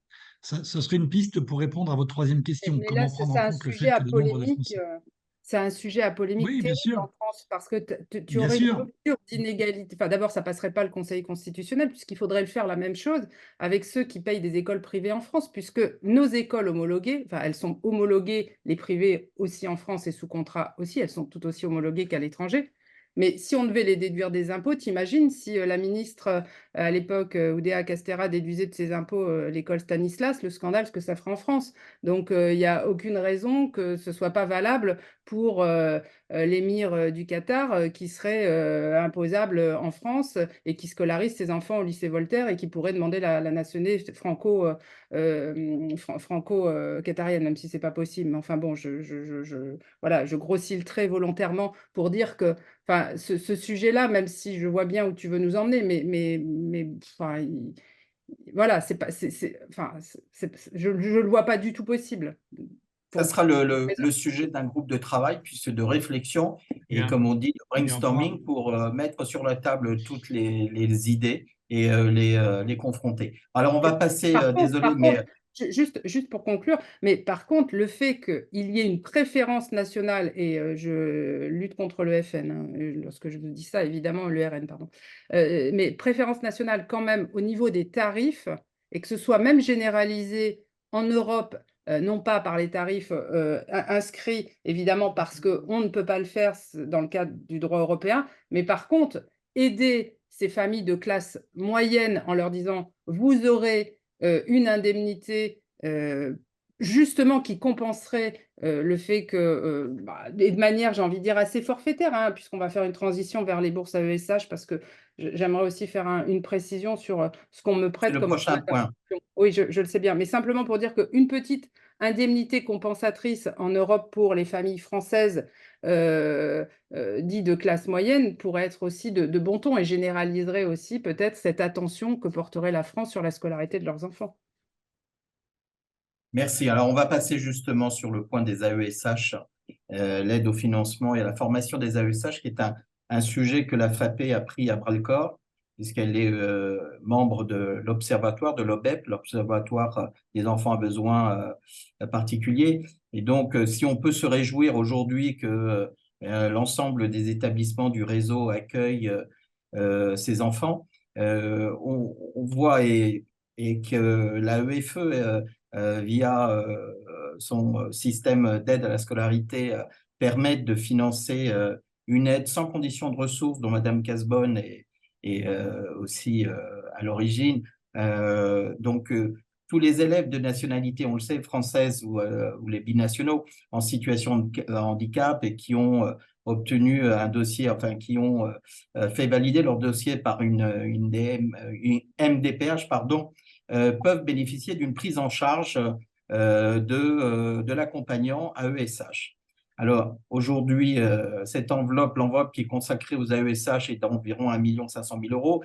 Elle est déjà dépassée, et le nombre de dossiers qui sont traités est en augmentation constante. Donc, on a là aussi une vraie réflexion à mener pour savoir où on va. Est-ce qu'il faut continuer à prendre tous tous ces enfants. Et évidemment, bien sûr, il faut le faire, mais comment on va pouvoir obtenir les moyens et avoir des moyens qui sont en adéquation avec les besoins exprimés. Et puis, il y a une deuxième partie qui concerne les AESH qui sont employés par les familles. Hein. Elles ne sont pas employées par les écoles, ce sont les familles. Il y a des contrats qui sont passés entre les familles et les écoles, les familles, pardon, et l'AESH. Et il y a toute une réflexion à mener sur à la fois la formation des AESH et leur contrat de travail. Au jour d'aujourd'hui, dans de très nombreux pays, dans de très nombreuses zones géographiques, il n'y a pas de réel contrat de travail, ça n'existe pas, ce n'est pas reconnu, et les AESH ne sont ni formés, ni correctement payés pour pouvoir en vivre normalement. Et donc, il y a une véritable problématique pour les familles de trouver des AESH qui sont à la fois formés et qu'elles peuvent payer correctement pour les garder sur une année scolaire complète. Au jour d'aujourd'hui, d'autant plus, comme cela a déjà été dit, l'AEFE est dans l'incapacité ou n'a pas le désir, c'est difficile à comprendre, puisque toutes les questions que nous posons n'ont pas de réponse, de payer parfois depuis septembre. Nous sommes au mois de mai, depuis septembre, certaines AESH se voient licenciées, d'autres arrêtent de travailler parce qu'elles ne sont pas payées par les familles qui ne reçoivent pas ces aides. Donc, il y a là un véritable problème. On n'octroie pas de droits, ou en tout cas, on ne facilite pas la vie d'enfants qui ont besoin d'être accompagnés si on n'est pas capable ensuite, derrière, de permettre à ces enfants de bénéficier de leur AESH alors que tous les documents ont été fournis par les familles, que la MDPH a donné son accord et que les établissements, du coup, beaucoup d'établissements qui sont compréhensifs et qui en ont les moyens, prennent le relais. Et ce n'est pas, même si c'est très noble de leur part, ce n'est pas une solution à moyen ou à long terme. Parce que, encore une fois, on ne sait pas quand est-ce que l'AEFE versera les bourses AESH. Donc, aujourd'hui, il y a donc une réflexion qui est à mener aussi sur la formation des AESH et on pense que les instituts régionaux de formation pourraient prendre ce relais, pourraient être des centres de formation tout à fait capables pour former les AESH à travers le monde et leur permettre d'obtenir une formation qui pourrait être reconnue. Et ça, c'est un point essentiel qui viendrait évidemment se coupler à des garanties et des questions qui se posent sur les conditions de travail des AESH. C'est très important parce qu'elles sont parfois considérées comme des nounous alors qu'elles font un travail extrêmement complexe avec des enfants qui ont des besoins spécifiques. L'AFAP a mis en place une formation qu'elle propose à ces associations de parents d'élèves gratuitement avec Madame Corinne Truffier qui est notre référente à l'OBEP. Et au jour d'aujourd'hui, ce sont plusieurs dizaines d'AESH à travers le monde, en particulier au Vietnam, mais aussi au Cambodge, au Japon, en Espagne, qui ont été formés. Et donc, on peut voir qu'il y a un véritable engouement à la fois et un besoin de formation et de reconnaissance du travail des AESH. Et donc, il faut le valoriser, c'est extrêmement important. Et donc, les questions qui se posent au jour d'aujourd'hui, c'est comment aider donc les enfants de façon équitable à pouvoir accéder à la fois à cette aide et à leur évidemment que leur famille puisse en bénéficier et que s'assurer que toute personne qui entre dans une classe soit à minima formée, encadrée, avec des référents qui peuvent être des référents AESH dans les établissements ou peut-être par zone géographique, encore une fois, et aussi et c'est un autre problème qu'on pourrait évoquer, mais qui puisse aussi parler avec des psychologues scolaires, que nous en manquons cruellement dans nos établissements à travers le monde. Et il y a une logique à la fois d'avoir des référents AESH, des psychologues scolaires et des AESH formés qui comprennent le travail qu'elles sont en train de faire et qu'elles ne soient pas considérées comme de simples nounous. Donc voilà, quel pourrait être dans ce cas-là le rôle des IRF pour former les AESH. Alors, c'est pas qui souhaite. Alors, il y a une main levée que monsieur. Alors, Antonioni. Bonjour. Alors, concernant, j'ai pu échanger avec Corinne et Mélissa sur ces questions-là parce que c'était un sujet qui nous préoccupait énormément, en tout cas sur mon plateau en Côte d'Ivoire, le niveau de formation des AESH. Nous, ce qu'on a fait, après avoir pris connaissance de ce qui pouvait être fait par les IRF, c'est-à-dire pas grand-chose à ma connaissance, il me semble, hein, si j'ai des éléments contradictoires, je suis preneur. Nous, on s'est rapproché on a un institut en Côte d'Ivoire qui est l'Institut de formation national de formation sociale qui peut prendre le relais. Et donc, nous, ce qu'on a essayé de faire ici, c'est qu'on a fédéré les spécialistes puisque nous avons entre guillemets une patientèle pour eux. Et on leur a demandé de nous faire un programme de formation. Donc, on a monté en place un programme pour les enfants, pour les parents qui ont des EBEP, qui s'appelle ONDE. Et donc, dans ce volet-là, on a prévu la formation des ASSH qui va être couplée du coup avec celle de la FAPE. Et on a créé un pôle de spécialistes national. Parce que chaque fois que je m'approche de mes établissements ou de nos établissements, puisque la FAPE en Côte d'Ivoire, c'est 3 gros établissements, je n'ai aucune solution proposée, je n'ai que des plaintes sur le niveau des ASH que je comprends totalement, que c'est un vrai problème. Donc, nous avons opté de prendre le taureau par les cornes ici, déjà de fédérer les spécialistes, les psychologues scolaires, psychomotriciens, ergothérapeutes, etc. Et de mettre en place avec les outils que la Côte d'Ivoire a, qui ne sont pas du tout parfaits, mais qu'on va veiller à les perfectionner, pour mettre en place un programme de formation des ASH afin qu'elles aient un niveau on va dire correct plus. D'accord, merci beaucoup Antonioni. Donc on va revenir effectivement sur cette problématique de la formation et des bourses aussi. Comment faire pour financer les dossiers MDPH. Madame Casbonne.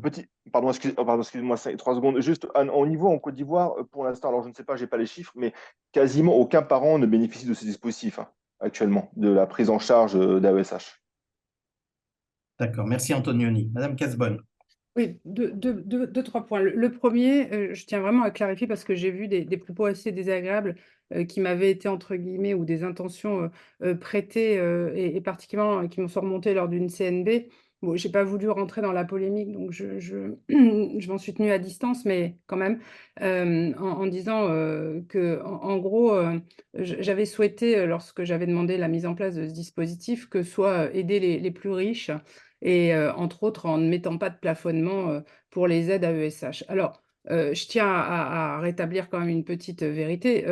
En France, on est exactement sur les mêmes critères. Donc, il n'y a pas de ma part une volonté de vouloir aider ceux qui seraient les plus favorisés. Et si je ne m'abuse, quand on a un enfant en situation de handicap, je ne considère pas que on soit en situation de privilège quelconque et qu'à ce titre-là, exactement sur les mêmes logiques que ce qui se passe sur le territoire national, la règle s'applique tout simplement. C'est-à-dire qu'on ne tient pas compte des revenus des familles dès lors où un enfant en France est AESH. Donc là encore, il y aurait une rupture d'égalité toute simple et qui peut s'entendre, je crois, si on avait dissocié un Français de l'étranger d'un Français lambda.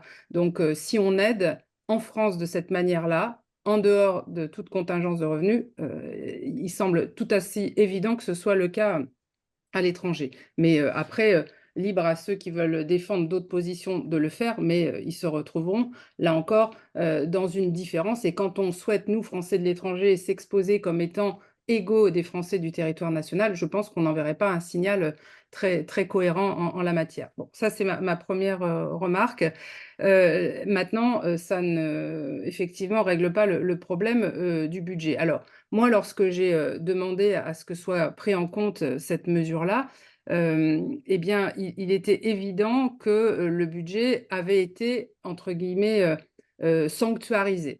Et à partir de là, l'AEFE, toujours dans cette même logique, m'avait dit « Ah non, mais Madame Casbonne, pour l'instant, on ne dégage pas de budget spécifique parce qu'on ne sait pas où on va. En gros, on navigue à vue. Donc, ce sera avec la visibilité de 2 ou 3 années que nous pourrons ensuite décréter un budget. Alors, moi, je vais quand même vous rassurer sur le potentiel de l'AEFE.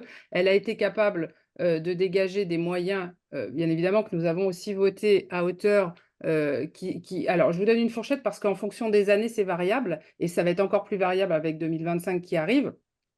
Et bien, entre 8 et 20 millions d'euros pour les frais de déménagement et les frais de mutation pour les nouveaux contrats de détachés de l'AEFE qui sont, je le rappelle, moins de 5 000 sur plus de 30 000 personnels du réseau. On a réussi à dégager un certain nombre de millions qui sont quand même assez conséquents. Donc, je crois qu'entre 8 et 20 millions, c'est absolument pas la fourchette qu'on souhaite pouvoir mettre à disposition des enfants AESH. Je crois que l'AEFE peut, sans non plus lui demander des sacrifices énormes, aussi prioriser. Vous voyez ce que je veux dire? Est-ce qu'on doit forcément aider les contrats les plus déjà, on va dire, favorisés du système et très loin derrière les contractuels, qui sont aussi d'ailleurs des professeurs de l'éducation nationale souvent. Là encore, moi je veux bien qu'on vote tous les budgets, mais il faut aussi à un moment donné remettre la mairie en bonne laïque au milieu du village. À un moment donné, je crois que là encore, moi je veux bien voter des budgets, mettre de l'argent, il n'y a pas de problème, mais mettons-le là où on en a réellement besoin. Là encore, je ne suis pas sûre que ceux qui désormais auront billets d'avion, etc., et autres pour partir, étaient ceux qui, peut-être, alors il y a des besoins, je ne le nie pas, mais forcément prioritaires par rapport à des contractuels, de la même manière que des parents AESH. Voilà, donc les budgets, ils sont là, mais les priorités budgétaires, ce ne sont pas les parlementaires qui les fixent. Je le regrette profondément, parce que ça me permettrait de vous répondre systématiquement en fonction de vos attentes et de dire oui, vous avez raison, on va prioriser ces budgets-là. Mais là, c'est pas moi. C'est pas moi, c'est pas nous d'ailleurs, c'est pas vous non plus. C'est la directrice de l'agence que je vois dans maintenant un peu moins de 2 heures. Et je lui redirai cela de la même manière que les formations. Je trouve assez anormal que ce ne soit pas, moi, lorsque j'étais chef d'établissement, mes parents d'élèves, pardon, ne prenaient pas à leur charge les contrats des AESH. C'était mon établissement et j'en faisais un point d'honneur pour une raison simple, c'est que je considérais qu'ils appartenaient de fait de la même manière aux établissements et donc qu'ils avaient droit du coup à la formation. Parce que sinon, s'ils sont effectivement sous contrat avec les familles, comment les fait-on rentrer dans les dispositifs de formation IRF? Moi, là, ce point juridique, et je poserai encore tout à l'heure la question à la directrice de l'agence, puisque ça fait partie de la liste de courses que j'ai écrite, la concernant, aujourd'hui, ce n'est pas possible. Donc, ça devrait, de mon point de vue, revenir aux établissements de prendre en charge ces contrats, même si ce sont des contrats de prestation de services. Ce n'est pas forcément des contrats qui viennent à la charge, j'ai envie de dire, de la masse salariale globale, et comme le serait un prof ou un personnel administratif, mais comme un prestataire de service, mais qui est géré par l'établissement. Et là, ça le fait rentrer dans le contingent des personnes qu'on peut former. Et troisième point que je tiens quand même à soulever et à porter à votre attention, parce que ça, je l'ai vu aussi. Vous savez qu'il y a souvent sur des réseaux des concurrences qui tiennent au salaire qu'on verse. Moi, j'ai vu aussi des établissements de vraiment bonne foi qui ont formé leurs AESH, qui les ont formés eux-mêmes, qui ont fait venir des formateurs dans les établissements, formation établissement, ils ont pris ces formations à leur charge. Et puis quand les AESH ont été bien formés par l'établissement, ben, ils sont allés se vendre ensuite à des professeurs de l'établissement concurrent à côté qui les a payés plus cher parce qu'ils étaient formés. Ça rappellera quelque chose de l'histoire à Jean-Hervé Falin, lorsqu'on avait évoqué comme ça les professeurs à qui certains établissements payaient des DU et des masters. Et dès lors où les établissements conventionnés ou partenaires les avaient formés, hop, allaient se vendre à l'EGD, qui d'ailleurs n'était pas toujours tout à fait blanc-blanc sur ce genre de fonctionnement. Donc, vous voyez que le problème, il est vraiment, là encore, à prendre dans toute sa dimension parce qu'on peut se retrouver avec des écueils en voulant bien faire. Former les gens, très bien, il faut le faire. Aujourd'hui, ce n'est pas possible pour beaucoup parce qu'ils sortent du cadre réglementaire d'une formation IRF. Mais à côté de ça, une fois qu'ils sont formés, il faut quand même qu'ils jouent le jeu et qu'ils n'aillent pas forcément considérer que eh bien, ce sont d'autres familles qui vont en bénéficier parce qu'ils sont formés à un prix plus élevé. Donc, voilà, il y a tout ça à prendre en considération et c'était ce que je voulais vous témoigner aussi. Très bien, merci beaucoup. Alors, c'est vrai que la FAPE a posé la question à la dernière CNB concernant les contrats qui pourraient être passés par les établissements directement et avec les AESH, et qu'il nous a été répondu que l'AEFE ne souhaitait pas dans ces établissements contractualiser des personnels qui étaient pris en charge par les familles. Voilà, mais effectivement, c'est… Alors, je ne sais pas si Monsieur Hins veut rebondir ou Monsieur Fralin. Monsieur Hins. Oui, merci Jaime. Bon, ça que c'est, je pense que le premier point, c'est vraiment à l'honneur du système français que de mettre en place ces dispositifs d'encadrement et d'assistance des familles qui rencontrent des difficultés euh, dues aux aléas de la vie, euh, donc de prise en charge du handicap. Et cela contribue, il faut quand même aussi le rappeler, à l'image, je dirais, la perception d'image de marque, toute la notoriété, toute la qualité, tout le prestige aussi du système français, puisque dans beaucoup d'établissements, dans beaucoup de pays, il n'y a quasiment pas de prise en charge de ces situations-là. Elles sont assez anecdotiques, elles sont marginales, et ça contribue aussi à faire la qualité, et donc je dirais la qualité au sens quasi moral du système français. Ceci étant dit, on a certes le positionnement de principe, mais après, dans le cadre matériel, c'est une situation qui est très complexe. Alors, en Côte d'Ivoire, comme le rappelait Antonini, on a, si je ne dis pas de bêtises, on a 4 ou 6 dossiers qui ont été présentés. C'est extrêmement marginal. Mais en fait, bon, j'avais envie de dire un petit peu, presque sur le ton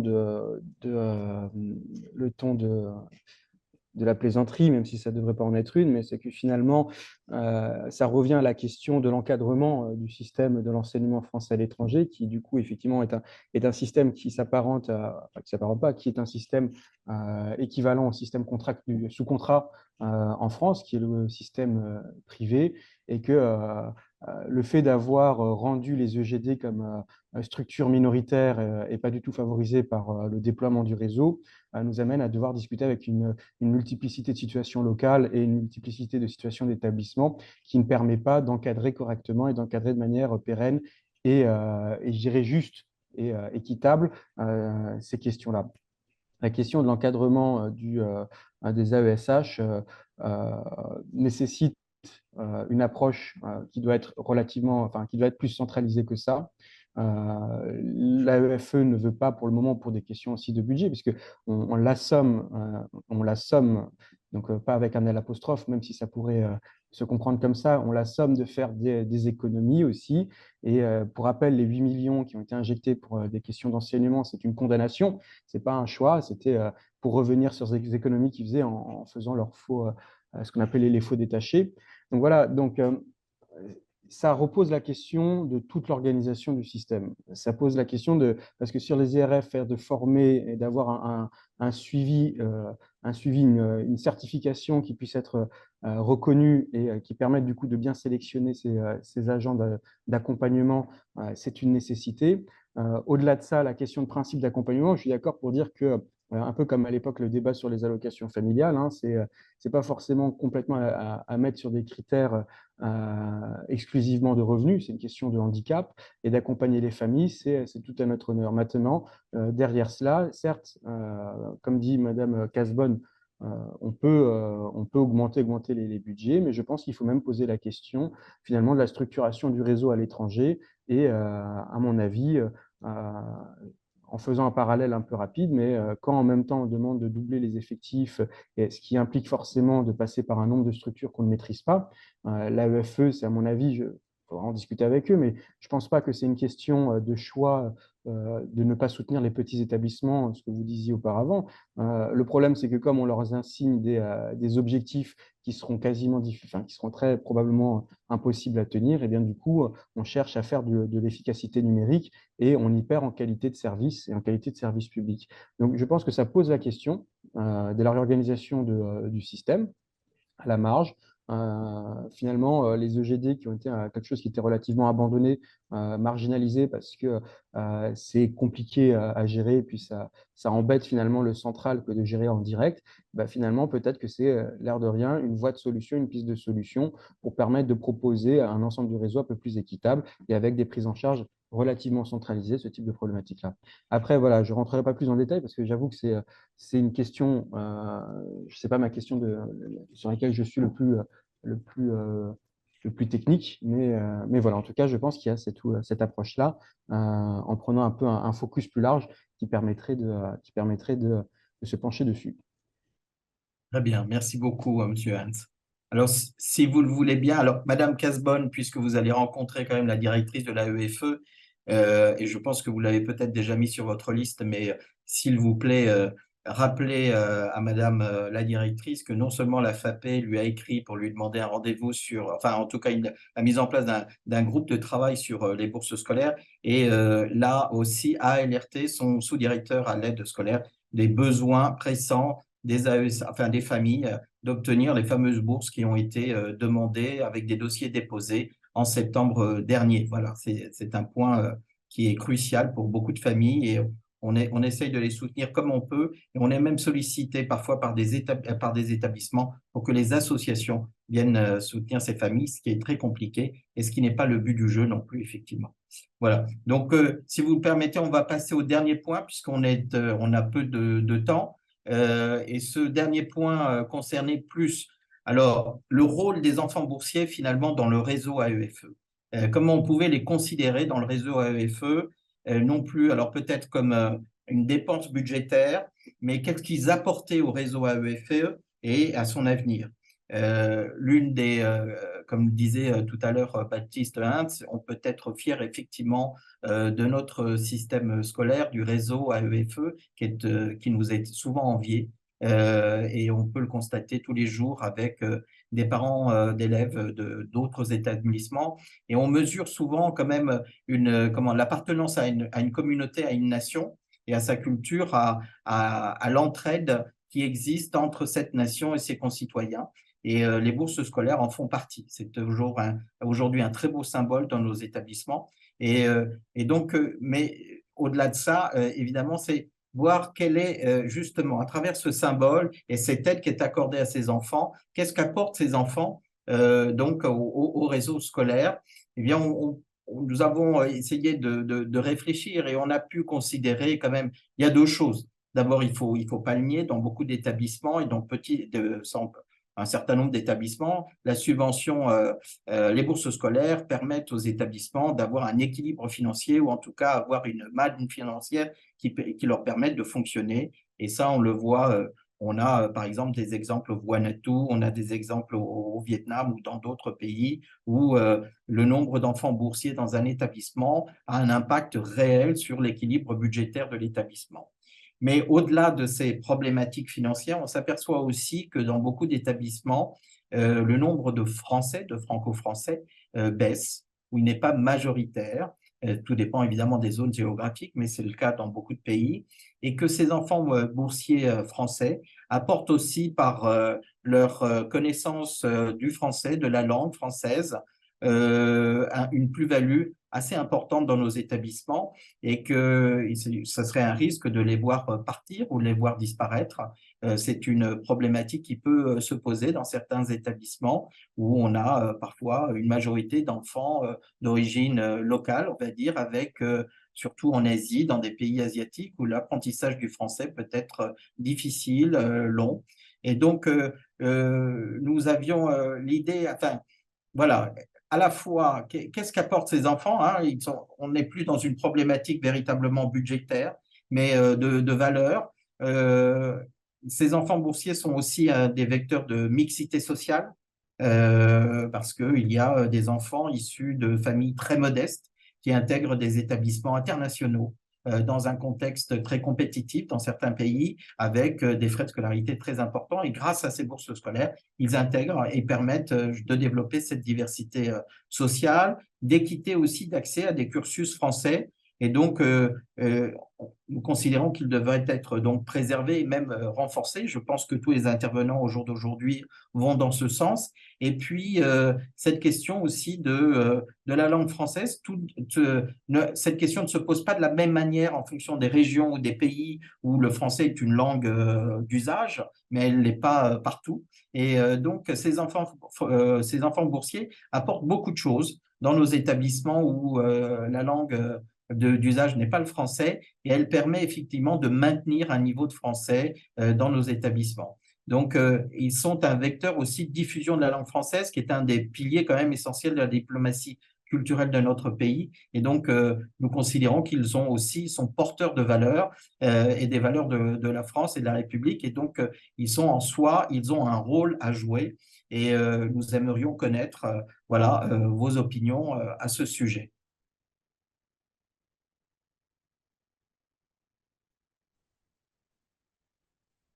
Oui, monsieur Hunt.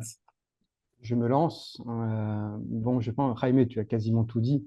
En réalité, on le disait avant, on a, même si tout système est très perfectible, et je pense que les mains tendues, ou les appels de mains tendues qui ont été faits par les deux autres intervenants sont parfaitement à prendre, hein.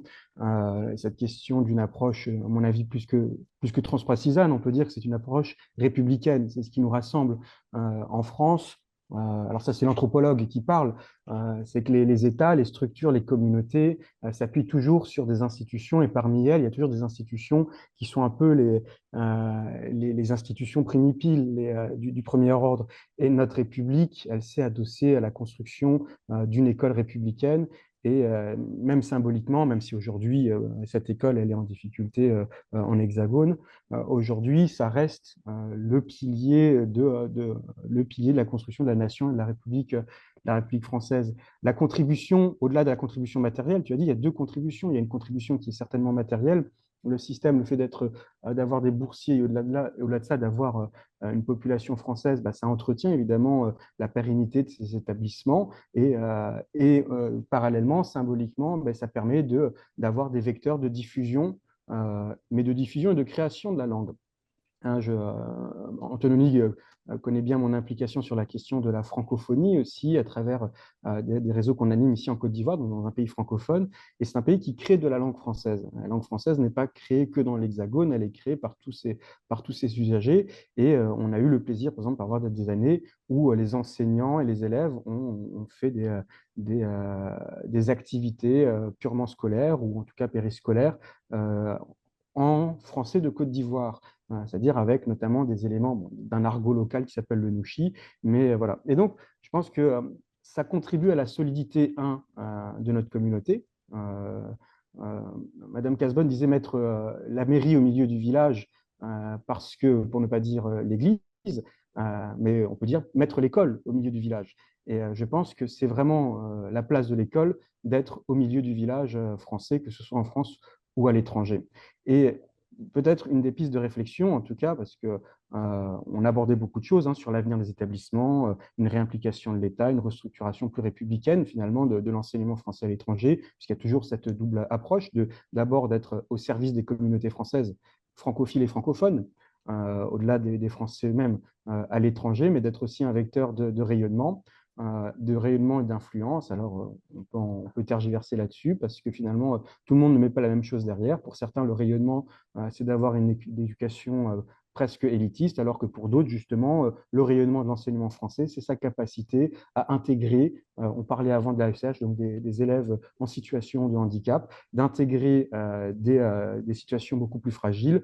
Un des établissements de l'enseignement français à Abidjan a développé une prépa qui lui permet d'envoyer des élèves, notamment issus du système ivoirien. Certains, exactement, Anthony, je te vois, non, mais c'est une vraie motif de fierté d'envoyer des élèves issus du système ivoirien à Polytechnique, à l'école des mines. Donc, du coup, de présenter l'école française comme étant cette voie, je dirais presque une voie de salut, une voie de progression, d'ascension sociale, même à l'étranger, eh bien, c'est tout ça qui fait aussi que notre pays est fier de ce qu'il est. Et pour finir là-dessus, je voulais aussi terminer. Alors, je me suis un peu perdu dans ce sujet, mais il y a un point important en tout cas que je voulais saluer, c'est aussi votre engagement. C'est votre engagement à tous, puisque c'est aussi le fait que vous soyez des bénévoles. Alors, nous, les élus, nous le sommes quasiment aussi, mais c'est cet engagement-là aussi, cette exigence que l'on porte, cette attente que l'on a à l'égard de l'école et de l'enseignement français, qui fait qu'il continue de maintenir sa qualité, parce qu'il est soumis à de nombreuses pressions aujourd'hui. On sait que l'État français, c'est un État qui cherche on nous a annoncé des énormes économies en début d'année, donc on est sous pression, sous contrainte croissante, mais pourtant, il ne faut pas lâcher l'affaire, il faut continuer de se battre pour ça, puisque c'est ce qui fait la solidité de nos communautés locales, mais aussi ce qui fait leur intégration et leur insertion dans les tissus sociaux, civils qui nous accueillent, et dans les espaces francophones, et dans les espaces non francophones, comme tu le disais. Et voilà, c'était ça le dernier point, l'idée que je voulais soumettre. On est très actif, notre pays est très actif pour parler de la Team France, notamment sur le champ économique, en mettant ensemble la BPI, Business France et tous ces acteurs-là.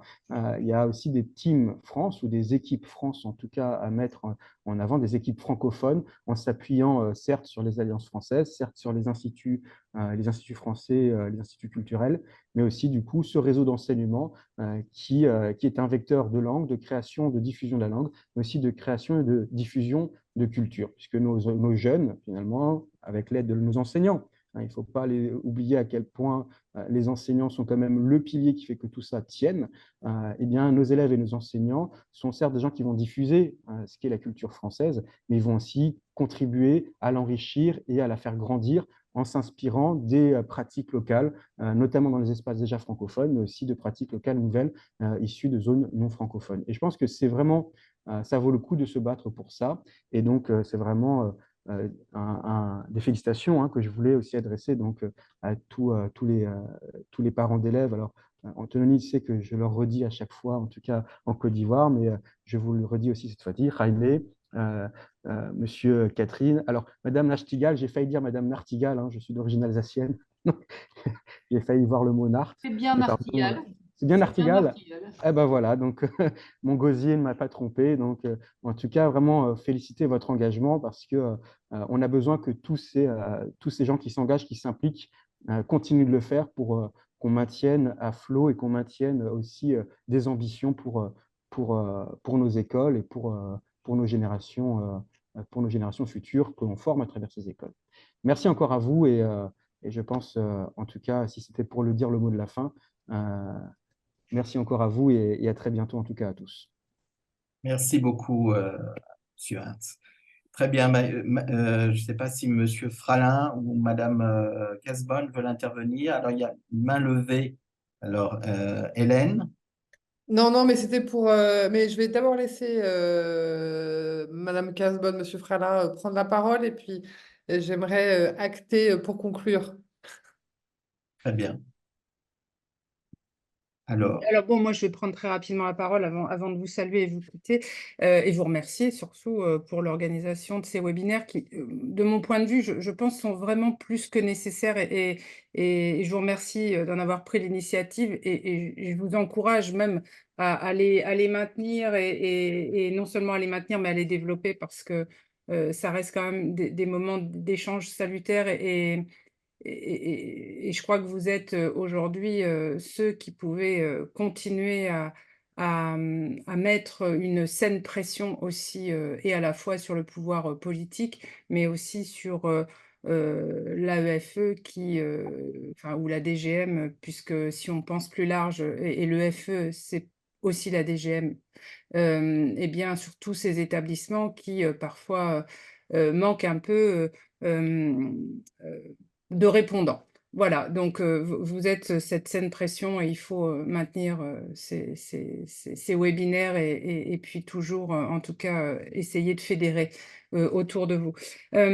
Juste en conclusion, oui, évidemment que le sujet fait consensus. Je ne vois pas qui irait dire « Ah non, moi, je ne veux plus qu'il y ait d'enfants boursiers et je ne veux pas qu'ils aient un avenir aussi, je dirais… glorieux qu'on le souhaite à un enfant de famille de classe moyenne ou aisée. Évidemment, moi j'irais peut-être juste un petit peu plus loin dans la proposition ou l'offre qu'on pourrait faire aussi à ces élèves, parce que la réalité c'est qu'ils sont boursiers un temps et parfois les familles n'ont pas forcément toujours les moyens d'aller au-delà du lycée français et j'en vois parfois les limites dans l'octroi de visas. Parce que, alors certes, nous avons là des familles françaises qui vont continuer, mais toujours dans cette démarche un peu de partage de valeurs, moi j'extrapole un petit peu aussi à ces familles qu'on peut aussi accompagner par un lycée français accessible, donc qui sont des classes moyennes de nationalité autre. et qui font aussi la mixité hein, de nos établissements, puisque c'est une valeur cardinale de la France, mais à la fois, c'est aussi, j'ai envie de dire, un critère de l'homologation. Donc, il n'y a pas de sujet sur le fait que ce doit être maintenu et que ce le sera, évidemment. Maintenant, il y a que faisons-nous aussi de ces enfants, qu'ils soient d'ailleurs français ou qu'ils soient d'autres nationalités, mais qui sont vraiment ceux qui ont parfois du mal à maintenir eh bien, cet engagement dans l'enseignement français en raison des frais de scolarité.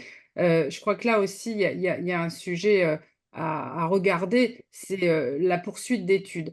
Et moi, j'avais très envie, dans le cadre toujours de ces bourses, alors j'ai échoué hein, politiquement, mais je continue, comme je suis tenace et assez opiniâtre, à le proposer. Moi, je pense que pour ces enfants qui ont aussi vocation un jour à redonner, comme moi je l'ai fait lorsque j'ai été enseignante, pendant des années, j'ai redonné à mon pays ce que mon pays m'avait donné, c'est-à-dire un ascenseur social.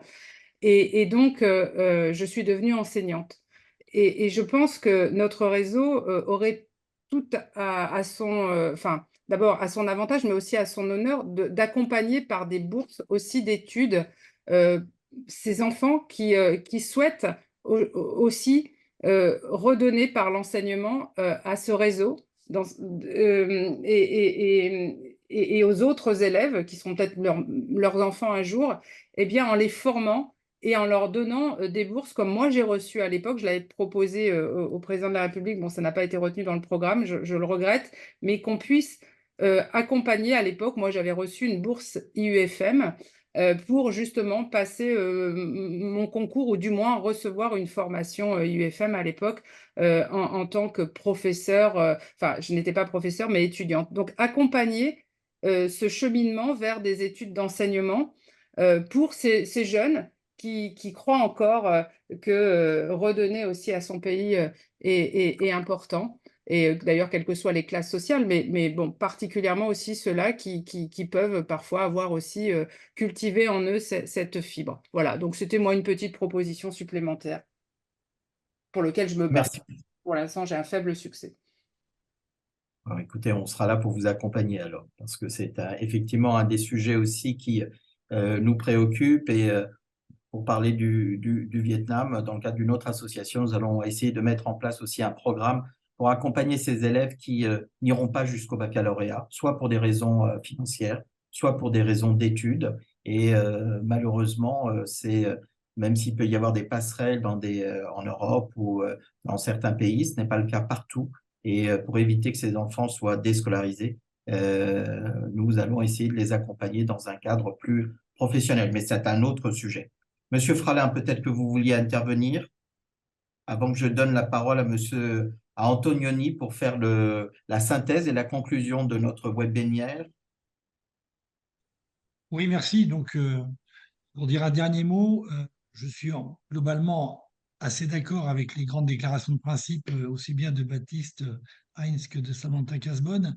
Mais pour avoir les mains dans le cambouis avec le Conseil consulaire des bourses à Madagascar, où nous examinons, comme je vous l'ai dit, environ 2000 dossiers, je crois que le diable se cache parfois dans les détails et qu'il faudrait reprendre votre proposition de groupe de travail euh, qui peut être composé comme bon il vous semblera, du moins que vous associez les parents d'élèves et les élus des Français de l'étranger au minimum, les parlementaires bien entendu aussi, parce que c'est par eux que peuvent passer les questions au gouvernement et éventuellement l'exercice de la mission de contrôle de l'administration que nous, élus locaux consultatifs, n'avons pas, ce qui permet peut-être d'obtenir mieux les informations dont nous avons besoin. Voilà. Après, je crois on peut discuter du périmètre de ce groupe de travail, des termes de référence. Je peux vous communiquer ceux que nous avions préparés pour l'étude que nous avions commandée et qui avait été validée. Mais l'idée de décentralisation qui a été développée tout à l'heure par Hélène, je crois, moi me convient et je la soutiens. En bon démocrate et breton que je suis, plus on est proche et plus on en est adapté au terrain, mieux on sert les besoins sans gaspiller d'argent, parce que je crois qu'il y a quand même parfois la tentation de penser que les budgets peuvent toujours être étendus. Comme le soulignait aussi Samantha à un moment, il y a sans doute des économies ou de l'optimisation budgétaire à faire dans le système de l'éducation, de l'enseignement français à l'étranger. Moi, je le constate tous les jours en comparant l'efficience d'un établissement public et celle de 7 établissements conventionnés qui sont à côté, qui font quand même presque aussi bien pour 3 fois moins cher. Donc, il y a des questions à se poser aussi sur l'utilisation des moyens. Et cette comparaison, elle ne peut être faite que régionalement ou pays par pays. On ne peut pas avoir une analyse globale. Voilà ce que je voudrais dire en conclusion. Merci de m'avoir invité à cet échange et tous mes encouragements pour la poursuite de l'initiative sous l'égide de l'AFAP. Écoutez, de toute façon, nous allons très vite revenir, je pense, vers vous avec sans doute des propositions. Nous allons en discuter tous ensemble et puis on reviendra vers vous parce que c'est vraiment quelque chose qui ne doit pas s'arrêter ce soir après notre webinaire. Donc, Madame Casbonne, vous vouliez intervenir juste une dernière fois? Non? Non, très bien. Alors, merci. Je vais donner la parole à Antonioni pour faire la synthèse et la conclusion de notre webinaire. Merci Jaime. Alors, je vais essayer de faire le plus court possible. Alors, nous avons démarré par une introduction du président qui nous a remerciés, qui a fait une mention spéciale à toi et Catherine. Il a rappelé l'importance du dispositif de bourse. Il a également aussi rappelé que dans le climat actuel d'hyperinflation, ce dispositif était vital pour nos familles. Et il a été très vite parlé du fameux groupe de réflexion qui va être répété plusieurs fois autour de ce bilan. À sa suite, Mélissa a fait un rappel historique. Je relis les éléments ou bien? Non, ce n'est pas nécessaire. C'est pas nécessaire. Voilà. Donc, nous avons entamé par le premier sujet qui a été traité qui a été introduit par Mélissa, qui est les bourses scolaires aujourd'hui. Il a été notamment constaté qu'on avait une baisse enfin, nous avons 22 260 enfants qui étaient boursiers, que c'était légèrement en baisse. Concernant les réponses qui ont été amenées, ces éléments, on a rappelé encore l'importance du système et les problèmes qui y sont, c'est-à-dire le manque de transparence qui a été répété plusieurs fois par tous les participants. On peut noter d'ailleurs l'unanimité quasiment sur toutes les questions. Et il a été réitéré l'importance d'un groupe de travail, notamment afin qu'on puisse voir plus clair dans ces critères de quotité, dont personne apparemment ne comprend rien. Alors. Ok. Donc nous allons passer. Si j'ai commencé à passer, j'ai omis les petites interventions de chacun, pardon. Hein. Voilà. En deux, nous allons passer sur l'évolution de la population boursière qui a été faite par Hélène, qui a directement rebondi, qui a une baisse de 4%, que les rejets ont été augmentés de 14%. Et là, encore une fois, on a remis l'importance de mettre en place un groupe de travail. Et pour terminer, oui, vas-y. Oui, vas-y, je t'en prie. Pour terminer. En fait, j'ai fait une synthèse assez globale, pardon. Je sais que je vais vous mettre quelques petits trucs, mais sinon, si je relis tout, si je relis toutes les interventions, d'autant plus que Madame la sénatrice et Monsieur le conseiller ont été très dithyrambiques.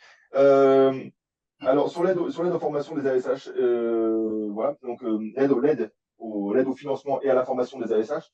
Madame la sénatrice, comme il faut le rappeler, a souligné l'importance de ce dispositif qui est calqué sur la France et qui n'est que son miroir à l'extérieur. Voilà, et il est important de rappeler que la FAP aussi a mis en place un dispositif de formation qui a déjà été appliqué dans plusieurs pays. Au niveau en ces derniers points, qui est les dépenses comptables ou investissements, sur ça, le débat a été assez clairement réglé. C'est clairement un investissement pour le futur de la France. Ça entraîne de la mixité sociale et c'est une plus-value pour les populations scolaires des pays, y compris là où le français n'est pas parlé. Voilà, pour ça. Très bien, merci beaucoup Antonioni, Madame Casbonne, Monsieur Hintz, Monsieur Fralin. Merci beaucoup. Mélissa, tu veux… Ah non, excusez-moi, j'ai oublié. Excusez-moi, pardon, s'il vous plaît, trois petites secondes. J'ai oublié une dernière note, j'avais promis à Mélissa Villa parce qu'on n'en a pas parlé pendant tout ce débat-là. C'est qu'une partie de nos APE gestionnaires, membres de la FAP, à cause des retards de paiement de bourse, ont une tension budgétaire. Hein, il faut quand même le souligner aussi, ce point-là. Et ça n'a pas été évoqué pendant tout le débat. Désolé, Mélissa, pardon. Non, il n'y a pas de souci. Je crois qu'Hélène voulait acter. Oui, je voulais juste acté, j'allais dire, fermement ce groupe de travail. Donc effectivement, je pense qu'on reviendra vers vous assez vite. Je rebondis aussi sur le commentaire de Jérémy Michel. Donc je pense qu'on peut probablement faire en sorte que l'un nourrisse l'autre. Et voilà. Donc, je voulais vraiment acter que du côté de la FAPE, on allait s'engager et revenir très vite vers vous pour voir comment composer ce groupe de travail, premièrement. Deuxièmement, y dessiner les premières questions que nous devons adresser dedans et comment ensuite le rendre public et comment ensuite lui donner un vrai effet, que ce groupe de travail ne soit pas juste un groupe de discussion, mais que ce soit un groupe d'action. Voilà. Très bien. Bah, écoutez, je vous remercie.